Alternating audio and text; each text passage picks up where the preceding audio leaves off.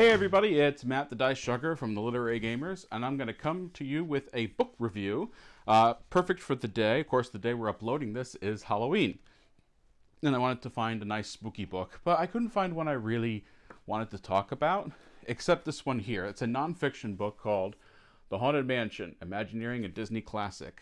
Now, I grew up as a Disney child. My parents brought me to Disney World either every other year or every 3 years. And I mean, we always went on the Haunted Mansion. As a kid, it scared me. I know as a Disney ride, it isn't that scary, but you know, when you're 4 and you know, little, maybe even 6, it wasn't, you know, what you expected.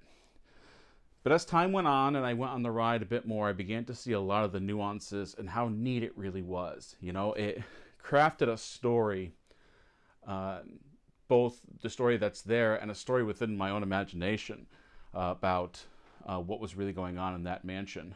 And when we went to Disney in 2015, I happened upon this book in one of the Disney stores at Disney Springs down in Orlando. And I immediately picked it up because I was like, okay, yes, I want to make sure that I get as much info about this ride as I can. And it goes through the history pretty much of how everything was created, from initial thoughts of concept art for, of course, the Disneyland location, the first place the Haunted Mansion was, all the way to the Shanghai Disney. We're going to talk about the Shanghai Disney one in just a moment. But, you know, fully pictures everywhere about all the concepts and things, the proposed stories, and I thought it would be perfect for Halloween. So here we are. Now it opens with, once again, the concept art and the ideas behind a haunted mansion. Of course, you know, carnivals back in the day, and I think still today, there's some sort of haunted ride or walkthrough. And initially, it was going to be a walkthrough attraction, the Haunted Mansion. And there were going to be attachments to Pirates of the Caribbean with it, having the owner of the mansion be a pirate. And you know, they wanted to add things like the Headless Horseman as a Disney property. And time went on and time went on, and eventually they came on the idea for the Omnimover. Now, we really have a lot to credit the World's Fair with this ride, because that's where the Omnimover became really ever present in Disney's mind on how to do this, and so many other of the Disney classics we know today. Small World and both Pirates of the Caribbean operated on, and of course Small World was a World's Fair premiere, but you know, things like that and Pirates would eventually work on a boat system. But doing that in an indoor like mansion style thing wasn't feasible, so they had to figure out how to do it. The walkthrough idea was fine, but at the same time it was one of those things where you didn't really want to have to walk through. And this book talks completely about its history. There are great stories about all the concept art being placed in a room, and Disney meeting up with one of the Imagineers saying, congrats, you gave me my first night without sleep in a while, because some of the imagery was so horrifying. Goes all the way to the idea of Vincent Price being the voice for it, and I think with Phantom Manor out in Paris, he's the voice of that. Yes, yeah. But, you know, the original Haunted Mansion, the one in Disneyland, let me see if I can find a picture for us here, was part of New Orleans Square. And for those of you who don't know, is that... Nope, that's not the actual mansion. It's really set up like this antebellum house. I'm going to show you the front here. There's 2 people standing near it, but it's that right there. And it was one of those things where Disney didn't want anything looking dirty in his park, so the exterior had to be pristine in many ways, and the ghosts would take care of the inside. And while they were working on it, and it took a very long time for them to get this down to an opening here, they had this sign up that the ghosts were coming, and it was really building up a lot of hype before the word hype machine really came out. That sign was there for a very long time. And of course, when they finally announced that it would be opening, people just came in droves. So then we move on to, where did it go here? When they opened Disney World, Haunted Mansion was a no-brainer.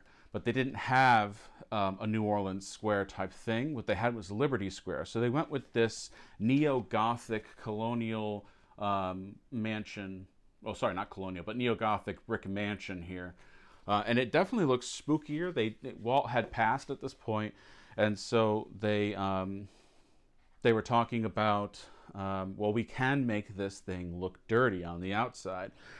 So they definitely did. Dead trees. You've got webbing everywhere. The line is really kind of, well, nowadays the line is very dense with other things that they have here. This is when, I think, when it first opened in Disney World. You notice the grass is dead and all of that. So they did a great job with transferring that to another park. And when it came time for Disneyland Paris, or Euro Disney, depending on how you want to talk about it, and they don't have a great picture of it, but the concept art is very close to it. They went with Phantom Manor. Phantom Manor was tied into a story in Frontierland concerning the bride and her father. I'm not going to get too much into it, because if you want to read this book, it's fantastic. The Tokyo version of the Haunted Mansion is very much a clone of Disney World.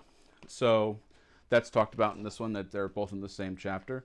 But when it came time for Shanghai, the company wanted to respect the culture that they were building the Haunted Mansion in, and it was not really something you want to put ghosts into. So they did not Phantom Manor, what do they call it? Phantom Manor's Paris. Mystic Manor, which looks like this. And it's got like that Winchester House vibe to it. But the rest of the book also talks about the way they were able to do some of the effects of the ghosts and the stretching room, and why the stretching room was necessary to begin with. Some of the effects and stories behind a lot of the animatronics in there. Talks about even when they do the Nightmare Before Christmas overlay for Christmas time in Disneyland. Little stories about the ghosts in the ballroom that are dancing, and of course talking about the massive Pepper's ghost. There's a section on the bride up in the attic, and the myth, which now is a reality soon in Disney World, but in Disneyland, of the Hatbox Ghost. There was this here's the Hatbox Ghost in its original form. Try not to get the glare there. There was an urban legend that came around with the Hatbox Ghost saying he was in the ride for about 3 hours until he was so scary he gave somebody a heart attack. Well, what really happened is, so when you drive by the Hatbox Ghost, you'll see his face, and then when your Doom buggy turns the corner, his face will appear in the box. Well, the problem was when this attraction opened, the effect didn't work. They did their best to try to make it go, but nothing really happened, and so they just removed him after some time.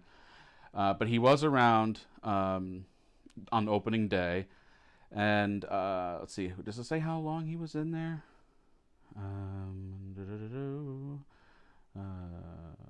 Yeah, it just didn't work. People had wondered, and this was before the internet, if the Hatbox Ghost was real as part of the ride's experience. And there was not a lot of proof that he was until someone uploaded a video of their family on the first ever ride of the Haunted Mansion, and he was there. The Hatbox Ghost was there. Let's see, what else does it talk about here? It talks about the effects in the graveyard and the singing busts and its attachments to other Disney rides. And it's really a neat book, especially if you're big into like theme park history, and especially this ride has become so iconic.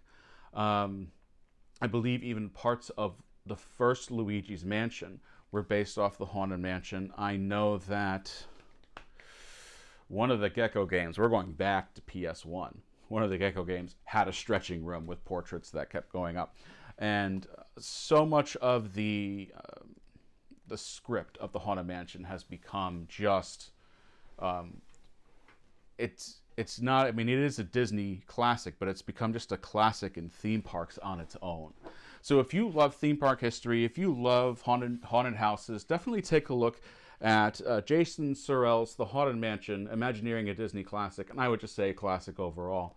Thanks for joining me this Halloween. Of course, if you're watching tomorrow, it's not Halloween. If you're watching in the future, it's not Halloween. But if you look at the date it's posted, it's Halloween.